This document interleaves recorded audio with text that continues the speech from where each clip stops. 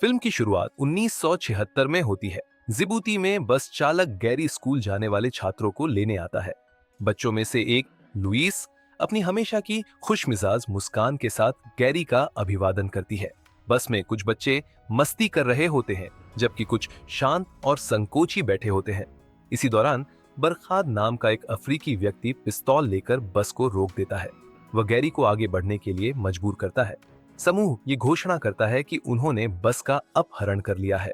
उनके साथ कई अफ्रीकी पुरुष भी बस में सवार थे। जब बस में मौजूद एक बच्चे का पिता इस स्थिति को देखता है तो वह चलती हुई बस पर चिल्लाने लगता है।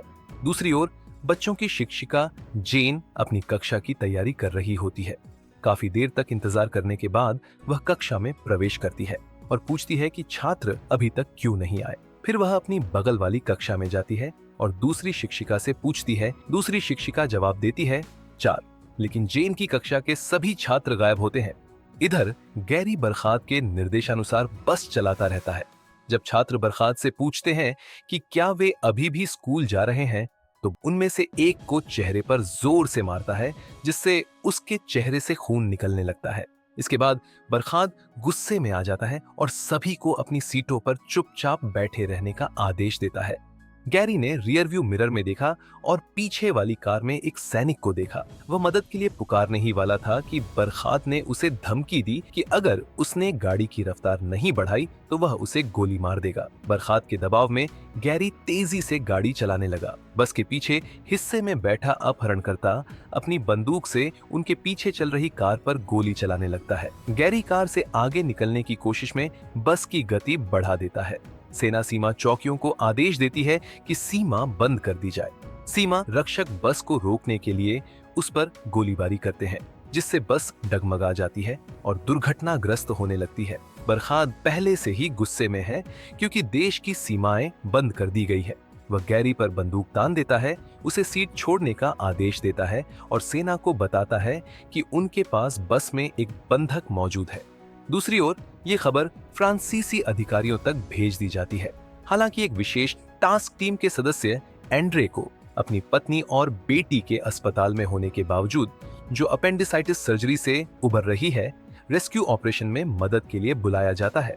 अब एंड्रे सहित विशेष टास्क टीम के अन्य सदस्य ऑपरेशन के लिए जिबूती की ओर रवाना हो रहे हैं।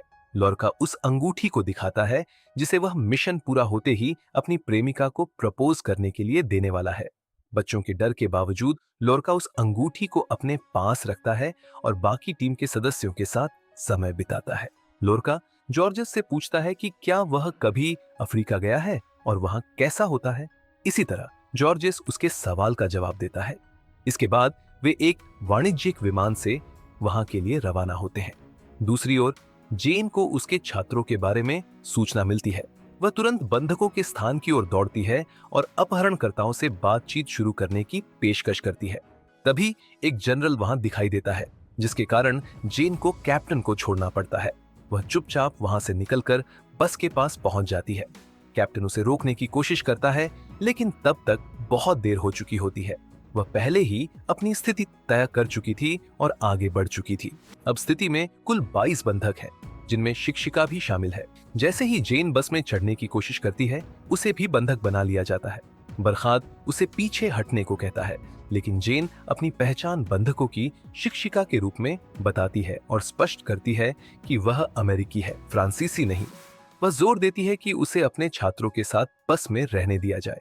अंततः बरखाद मान जाता है। जैसे ही जेन बस में प्रवेश करती है, वह बच्चों के पास जाकर पूछती है क्या किसी को भूख लगी है या बाथरूम जाने की जरूरत है। सभी बच्चे हाथ उठाते हैं। इसी बीच फ्रांसीसी विशेष टास्क फोर्स जिबूती पहुंचती है और अपने मिशन की तैयारी शुरू कर देती है। वे 4 पहिया वाले सैन्य वाहनों में बंधकों के स्थान की ओर रवाना होते हैं, लेकिन अभी तक बरखाद के लोगों को बचाव दल द्वारा काबू में नहीं किया गया है। जेन बच्चों की देखभाल और उनकी स्थिति का निरीक्षण करती है। वह उस लड़के बर्नार्ड तक पहुंचती है जिसे बरखाद ने चेहरे पर मारा था। जेन उसे आश्वस्त करती है कि उसके घाव का इलाज किया जाएगा। इसके बाद वह बच्चों की स्थिति देखकर बरखाद से बात करने जाती है। वह बच्चों के लिए दवा की मांग करती है, लेकिन बरखाद उसे धमकी देता है और उसकी छाती पर बंदूक तान देता है। जेन उसकी बात मानकर वापस बस में चली जाती है। उसी समय फ्रांसीसी विशेष टास्क फोर्स घटनास्थल पर पहुंच जाती है। उन्हें जनरल द्वारा स्वागत किया जाता है, जो टीम के कप्तान के बारे में पूछताछ करता है। एंड्रे अपना परिचय देता है और विशेष टास्क टीम के अन्य सदस्यों का भी परिचय कराता है। जनरल एंड्रे से पूछता है कि क्या वह कर्नल जर्वेस का बेटा है। एंड्रे बताता है कि उसके पिता का पिछले साल निधन हो चुका है।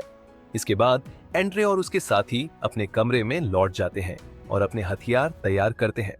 उसी रात जनरल और एंड्रे मिलकर छात्रों को बचाने की योजना बनाते हैं। एंड्रे को यह जिम्मेदारी दी जाती है कि वह स्नाइपर्स और हथियारों के लिए सुरक्षित स्थान तय करे, ताकि अगर अपहरणकर्ता कोई खतरनाक कदम उठाए तो तुरंत कार्रवाई की जा सके। अपहरणकर्ताओं ने एक अल्टीमेटम जारी किया है, अगर उनकी मांगें पूरी नहीं की गईं, तो वे सूरज ढलने से पहले छात्रों को मार देंगे। जनरल दूरबीन से बस को देखता है और पाता है कि अपहरणकर्ता किसी गतिविधि की तैयारी कर रहे हैं। जब समय समाप्त हो जाता है तो बचाव दल कार्रवाई करने का निर्णय लेता है। एंड्रे अपनी टीम को हर समय किसी भी खतरे के लिए तैयार रहने का निर्देश देता है। फिलिप और लोरका मैदान में अपने स्नाइपर्स के साथ स्थिति संभाल लेते हैं, जबकि एंड्रे और कप्तान सुरक्षित स्थान खोजकर हथियारों की तैनाती की तैयारी करते हैं। दूसरी ओर एंड्रे कप्तान से अलग होकर बस की ओर बढ़ता है। जब जेन अपहरणकर्ताओं से बाहर जाने की अनुमति मांगती है ताकि वह शौच के लिए जा सके, तो उनमें से एक उसे बाहर ले जाता है। एंड्रे को देखकर जेन चौंक जाती है, लेकिन वह उसे चुप रहने का इशारा करता है। जब तक अपहरणकर्ता पीछे तक पहुंचता है, जेन झूठ बोल देती है कि वहां सिर्फ एक सांप था। उसी समय सैन्य दल बस पर तेज रोशनी डाल देता है। जैसे ही जेन वापस बस में लौटती है, तुरंत अपने बेस की ओर लौट जाता है। पियरे और जॉर्जेस कैंप का निरीक्षण करते हैं और रोशनी बंद करने की मांग करते हैं। जब वे खुद को फ्रांसीसी विशेष टास्क यूनिट के सदस्य बताते हैं, तो गार्ड उन्हें अनदेखा करते हुए जॉर्जेस को अपमानजनक शब्द कहते हैं। उनमें से एक जॉर्जेस को मुक्का जड़ देता है। जॉर्जेस को लगी चोट के बाद वह फिर से संभल जाता है और उस गार्ड पर हमला कर देता है। एंड्रे जनरल से रोशनी के बारे में बात करता है, लेकिन वह उन्हें कम करने से इनकार कर देता है।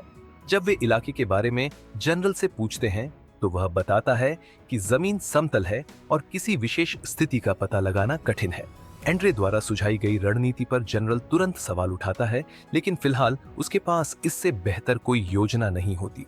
इसी बीच जेन बस के बाहर सिगरेट पी रही होती है और बरखात उसकी ओर आता है, लेकिन वह उस पर ध्यान नहीं देती। जब वह उससे पूछता है कि वह वहां क्यों है, तो जेन कोई जानकारी नहीं देती।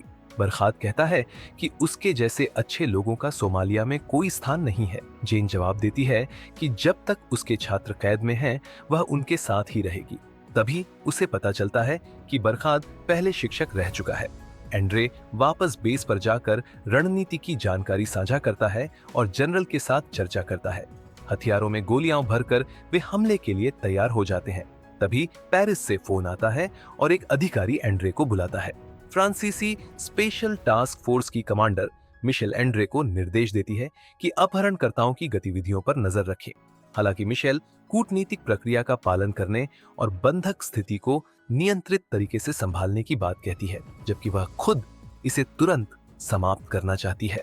लेकिन मिशेल के आदेशों के बावजूद अगले दिन एंड्रे और उसकी टीम अपनी योजना आगे बढ़ाते हैं।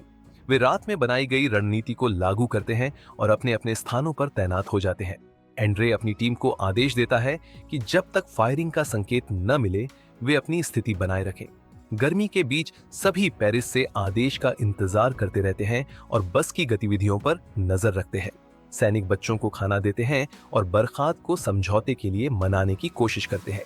इसी दौरान जेन घायल छात्र बर्नार्ड को लेकर बरखात से उसे छोड़ने की मांग करती है। बरखात अपना हथियार छोड़ने से इनकार कर देता है। जेन स्थिति को संभालने की कोशिश करती है। बाकी समूह तुरंत सक्रिय हो जाता है, लेकिन सैनिकों के आदेश के बावजूद बरखात एक सैनिक को गोली मारकर मार देता है। इसके बाद वह तुरंत अपने ठिकाने की ओर लौट जाता है। एंड्रे और उसकी टीम इस बात पर बहस करते हैं कि अपहरणकर्ताओं की गोलीबारी के असफल जवाब के लिए कौन जिम्मेदार है। दूसरी ओर जेन बरखात को बताती है कि बर्नार्ड की हालत बिगड़ रही है। संक्रमण के कारण उसे तुरंत चिकित्सा की जरूरत है, लेकिन बरखात इस बात को नजरअंदाज कर हंस देता है। इसी दौरान एक और सोमाली विद्रोही बरखात को सूचना देता है कि बस आगे बढ़ रही है और बच्चों को वहां से ले जाया जाएगा। एंड्रे और उसकी टीम गतिविधियों पर नजर रखते हुए अलर्ट पर है। एंड्रे वापस जनरल के मुख्यालय जाता है और भोजन व आपूर्ति की चर्चा करता है। वह तब हैरान हो जाता है जब जनरल मिशन को वापस लेने की बात करता है। एंड्रे बताता है कि अगर पेरिस से कोई आदेश आता तो वह पहले ही दे दिया जाता। वह यह भी बताता है कि उनके पास केवल 3 से 4 घंटे बचे हैं। अगर उन्होंने कार्रवाई नहीं की तो अपहरणकर्ता बच्चों को ले जाएंगे। इसी बीच जेन और बर्नार्ड की हालत स्थिर रहती है। अंततः अपहरणकर्ता उन्हें बर्नार्ड के घाव का इलाज कराने के लिए छोड़ देते हैं और उन्हें पानी व दवा दी जाती है। एंड्रे जेन से अपहरणकर्ताओं के मकसद और हथियारों के बारे में पूछता है। जेन बताती है कि अपहरणकर्ता उन्हें रात में सोमालिया ले जाने वाले हैं। एंड्रे जेन को अपनी निकासी योजना के बारे में बताता है। उसकी टीम बस की स्थिति पर लगातार नजर रखती है। जेन वापस बस में लौटकर बच्चों और अपहरणकर्ताओं की मदद करती है, जबकि एंड्रे अपने स्थान पर तैयार रहता है। अपहरणकर्ताओं की मदद के लिए अब और भी लोग आ जाते हैं ताकि वे बच्चों को जल्दी से सोमालिया ले जा सकें। टीम फायरिंग से पहले अपने कोड का उच्चारण शुरू करती है, लेकिन हर किसी को अपने लक्ष्य का स्पष्ट दृश्य मिलना जरूरी है। एक बस अपहरणकर्ताओं की ओर बढ़ रही होती है। एंड्रे अपने जनरल को गोली चलाने की अनुमति के लिए रेडियो करता है, लेकिन जनरल इनकार कर देता है। वह एंड्रे से कहता है कि बिना आदेश गोली चलाना युद्ध की कार्रवाई माना जाएगा। एंड्रे अपनी टीम के सामने स्थिति की समस्या रखता है। वह बताता है कि अब अंधेरा होने वाला है और अपहरणकर्ता सोमालिया जाने की तैयारी कर रहे हैं। बच्चों को बचाने की कोशिश करना अब जोखिम भरा हो गया है। अंत में टीम बचाव अभियान शुरू करने पर सहमत हो जाती है। एंड्रे जनरल को स्थानीय बलों को सूचित करने के लिए कहता है। वह फायरिंग कोड को 5 से 0 पर रीसेट कर देता है। कुछ ही पलों में बरखात सहित 5 लोग मारे जाते हैं। अभी भी कुछ अपहरणकर्ता बचे रहते हैं और वे हलचल देख लेते हैं, लेकिन उन्हें यह समझ नहीं आता कि गोली कहां से आ रही है। जेन बच्चों को जगाती है और उन्हें स्थानांतरित करने की तैयारी करती है। एंड्रे की शुरुआती सफलता के बावजूद अपहरणकर्ताओं के साथी बदला लेने की योजना बना रहे होते हैं। उन्हें देख लिया गया है और उन पर हमला हो जाता है। गोलियों की आवाज से जेन और बच्चे डर जाते हैं। एंड्रे अपने सैनिकों को आदेश देता है कि वे केवल हथियारबंद लोगों पर ही गोली चलाए। अब युद्ध शुरू हो चुका है। जॉर्जेस और लोरका बस की ओर बढ़ते हैं ताकि जेन और बच्चों की मदद कर सके। एंड्रे और फिलिप भी उन्हें कवर करते हैं। गोलीबारी धीरे धीरे रुक जाती है और बचाव कार्य पूरा होता है। जेन और अन्य फ्रांसीसी विशेष बल के सदस्य वहीं रह जाते हैं। उन्हें लगता है कि सभी बच्चे बचा लिए गए हैं, लेकिन जॉर्जेस नीचे देखता है और उसे लुईस घायल अवस्था में दिखाई देता है। एंड्रे, जेन और पूरी टीम इस नुकसान से दुखी हो जाते हैं। फिल्म का अंत इस तरह होता है कि 15 मिनट के इस युद्ध के बाद सभी घायल लोगों को मुख्यालय में प्राथमिक उपचार दिया जाता है। जनरल मिशन को सफल घोषित करता है, लेकिन एंड्रे इस बात से असहमत होता है क्योंकि एक छात्र की मृत्यु हो गई है। इस बीच बाकी बच्चे अपने माता पिता से मिलते हैं।